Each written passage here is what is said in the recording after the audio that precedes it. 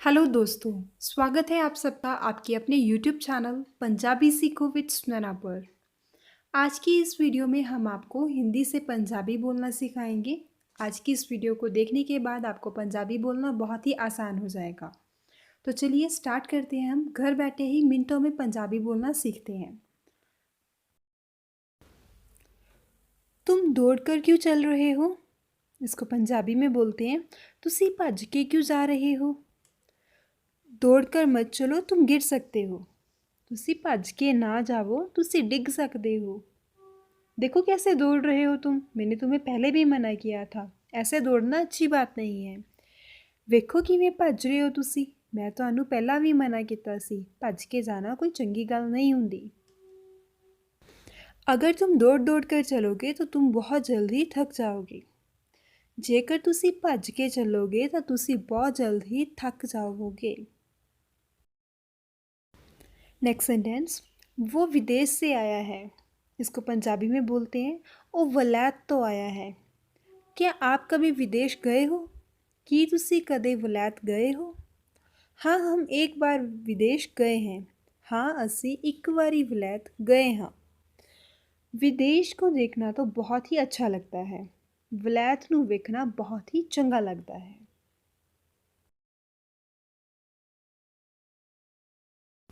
लोगों का तो काम ही है कहना। इसको पंजाबी में बोलते हैं लोकां दा तां काम ही है बोलना। तुम सभी की बातों में क्यों आ जाते हो? उनका काम तो कहना ही है। ਤੁਸੀਂ ਲੋਕਾਂ ਦੀਆਂ ਗੱਲਾਂ ਵਿੱਚ क्यों आ ਜਾਂਦੇ ਹੋ? ਉਹਨਾਂ ਦਾ ਕੰਮ ਤਾਂ बोलना ही है। हमें अपने काम से काम रखना चाहिए, किसी के कहने सुनने में नहीं आना चाहिए। ਸਾਨੂੰ ਆਪਣੇ ਕੰਮ ਤੋਂ ਕੰਮ ਰੱਖਣਾ ਚਾਹੀਦਾ है, ਕਿਸੇ ਦੇ ਬੋਲਣ ਸੁਣਨ ਵਿੱਚ नहीं आ जाना चाहिए। अब उसके कहने से कोई फ़र्क नहीं पड़ता, उसका काम ही है कहना। ਉਹਦੇ ਬੋਲਣ ਤੋਂ कोई फ़र्क नहीं ਪੈਂਦਾ, ਉਹਦਾ ਕੰਮ ही बोलना है। नेक्स्ट सेंटेंस, वह मक्कार है। इसको पंजाबी में बोलते हैं वो धोखेबाज है। हमें कभी भी मक्कारी नहीं करनी चाहिए।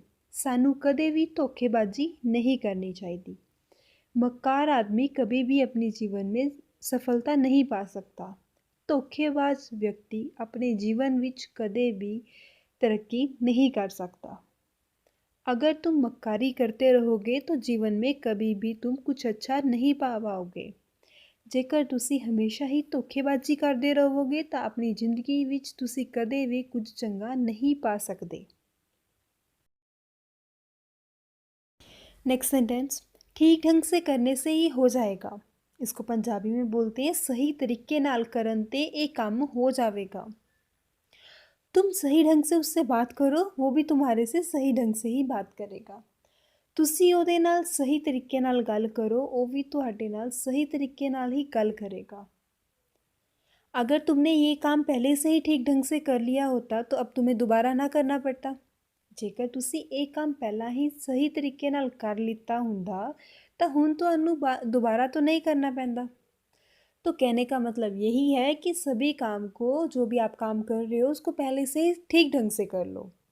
ਕਹਿਣ ਦਾ ਮਤਲਬ ਇਹ ਹੈ ਕਿ ਜਿਹੜਾ ਤੁਸੀਂ ਕੰਮ ਕਰ ਰਹੇ ਹੋ ਉਹਨੂੰ ਸ਼ੁਰੂ ਤੋਂ ਹੀ ਸਹੀ ਤਰੀਕੇ ਨਾਲ ਕਰਨਾ ਸ਼ੁਰੂ ਕਰ ਦਵੋ। नेक्स्ट सेंटेंस, मैं उसके बिना जी नहीं सकता।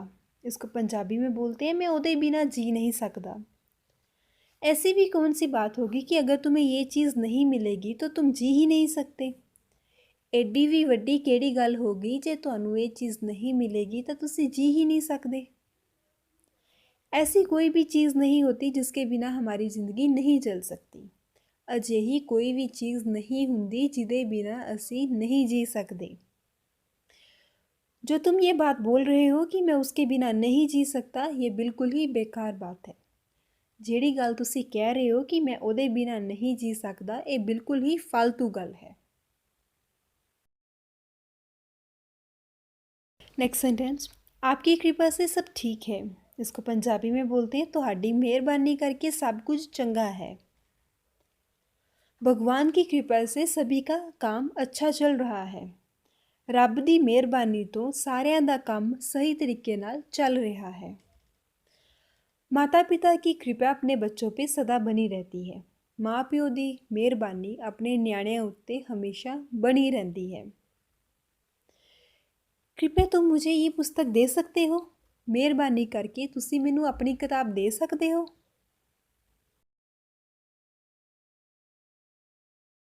नेक्स्ट सेंटेंस, कपड़ों से ज़्यादा अच्छी सोच होनी चाहिए। इसको पंजाबी में बोलते हैं कपड़ियाँ तो ज़्यादा चंगी सोच होनी चाहिए है। कपड़े अच्छे होने ज़्यादा मतलब नहीं रखता है, उससे अच्छी सोच का होना ज़रूरी है। कपड़ियाँ ਦਾ ਚੰਗਾ ਹੋਣਾ ज़्यादा मतलब नहीं रखता, कपड़ियाँ नालों सोच चंगी होनी बहुत ज़रूरी है। क्या तुम्हारी सोच अच्छी है या तुम्हारे कपड़े अच्छे हैं? ਤੁਹਾਡੇ कपड़े चंगे ने कि ਤੁਹਾਡੀ सोच चंगी है? मेरी सोच भी अच्छी है और मेरे कपड़े भी अच्छे हैं। मेरी सोच भी चंगी है तो मेरे कपड़े भी चंगे हैं। नेक्स्ट सेंटेंस, तुम्हें इस घर को छोड़कर जाना होगा। इसको पंजाबी में बोलते हैं ਤੁਹਾਨੂੰ इस घर ਨੂੰ ਛੱਡ के जाना पैना है। मैं इस घर को छोड़ के कभी भी नहीं जाने वाला। मैं इस घर ਨੂੰ ਛੱਡ के कदे भी नहीं जाने वाला। मैंने तुम्हें बोल दिया है अगर तुम गलत काम करोगे तो तुम्हें इस घर से निकलना पड़ेगा। मैं ਤੁਹਾਨੂੰ बोल दिता है जे तुसी गलत काम करोगे तो ਤੁਹਾਨੂੰ एक घर ਨੂੰ ਛੱਡ के जाना पैना है। तुम कोई भी ऐसा काम मत करना कि तुम्हें इस घर को छोड़ के जाना पड़े। तुसी कोई भी अजिहा काम ना करियो कि ਤੁਹਾਨੂੰ ਇਹ घर ਛੱਡ के जाना पवे। देखो उसके माता पिता उसको इसी घर में छोड़ के चले गए हैं। ਵੇਖੋ ਉਹਦੇ ਮਾਂ-ਪਿਓ ਉਹਨੂੰ ਇਸੇ ਘਰ ਵਿੱਚ ਛੱਡ ਕੇ चल गए हैं। मैं अपना काम अपने आप निपटा लूँगा। इसको पंजाबी में बोलते हैं मैं अपना काम आपे मुका लवांगा। तुमने कभी आज तक अपना काम अपने आप निपटाया भी है? तुसी कदे अपना काम आज तक अपने आप मुकाया भी है?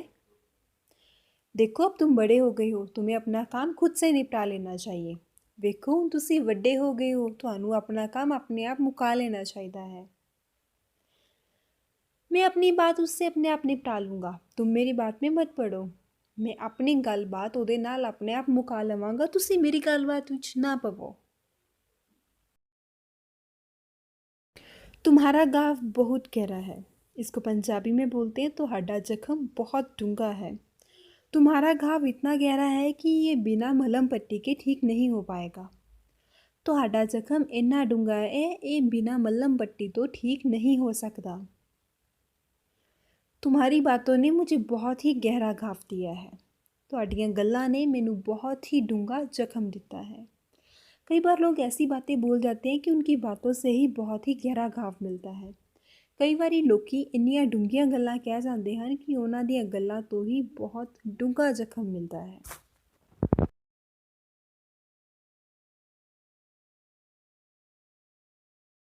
यह सब कितना महंगा है? इसको पंजाबी में बोलते हैं ये सारा कुछ कितना महंगा है। आजकल तो महंगाई का ही समय है, इसलिए सब कुछ महंगा ही मिलता है। आजकल तो महंगाई का ही वक्त है, इस करके सारा कुछ ही महंगा ही मिलता है। पर इतनी महंगी चीज़ें नहीं मिलनी चाहिए, थोड़ा कम होना चाहिए। इन्ना महंगी चीज़ां नहीं मिलनियाँ चाहिए, थोड़ा रेट विच फ़र्क होना चाहिए है। नेक्स्ट सेंटेंस, आपको बड़ों की बात माननी चाहिए। इसको पंजाबी में बोलते हैं ਤੁਹਾਨੂੰ ਵੱਡਿਆਂ ਦੀ ਗੱਲ ਮੰਨ ਲੈਣੀ ਚਾਹੀਦੀ है। क्या तुम अपने बड़ों की बात मानते हो? कि तुसी अपने ਵੱਡਿਆਂ ਦੀ ਗੱਲ ਮੰਨਦੇ हो?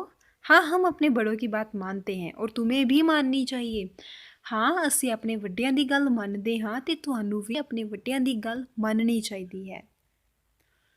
बच्चों को छोटी उम्र से ही सिखा देना चाहिए कि उनको बड़ों की बात माननी चाहिए। ਨਿਆਣਿਆਂ ਨੂੰ ਨਿੱਕੇ ਹੁੰਦੇ ਤੋਂ ਹੀ ਇਹ ਗੱਲ ਸਿਖਾ ਦੇਣੀ ਚਾਹੀਦੀ ਹੈ ਕਿ ਉਹਨਾਂ ਨੂੰ ਆਪਣੇ ਵੱਡਿਆਂ ਦੀ ਗੱਲ ਮੰਨਣੀ ਚਾਹੀਦੀ है।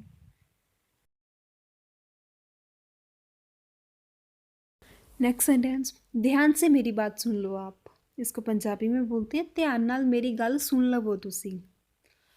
जब स्कूल में टीचर पढ़ाते हैं तो उनकी बात को ध्यान से सुनना चाहिए। ਜਦੋਂ ਸਕੂਲ ਵਿੱਚ ਅਧਿਆਪਕ ਪੜ੍ਹਾਉਂਦੇ ਹਨ ਤਾਂ ਉਹਨਾਂ ਦੀ ਗੱਲ ਨੂੰ ਚੰਗੇ ਤਰੀਕੇ ਨਾਲ सुन लेना चाहिए है। अगर तुम ध्यान से मेरी बात सुनकर जाते तो तुम सामान ना भूल जाते। जेकर तुसी ध्यान नाल मेरी गल सुन के बाजार जाते तो तुसी समान नहीं भुलते। तुमने मेरी बात ही ध्यान से नहीं सुनी थी, तुसी मेरी गल ही ध्यान नाल नहीं सुनी सी।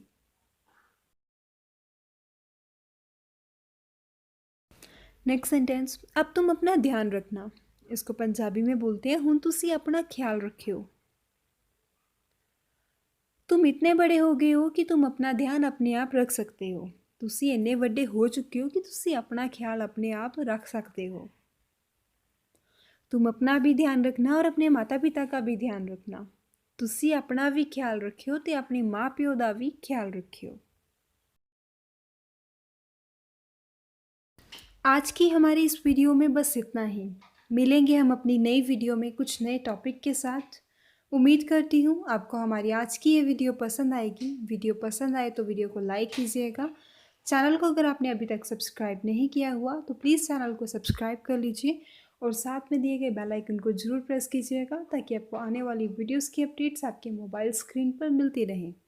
अगर आपकी हमारे चैनल के रिलेटेड कोई क्वेरी हो, कोई सजेशंस हो या किसी पर्टिकुलर सेंटेंस को आप हिंदी से पंजाबी में बोलना सीखना चाहते हैं तो आप हमें कमेंट करके उसके बारे में बता सकते हैं। हम नेक्स्ट वीडियो में उसको अपलोड करने की पूरी कोशिश करेंगे।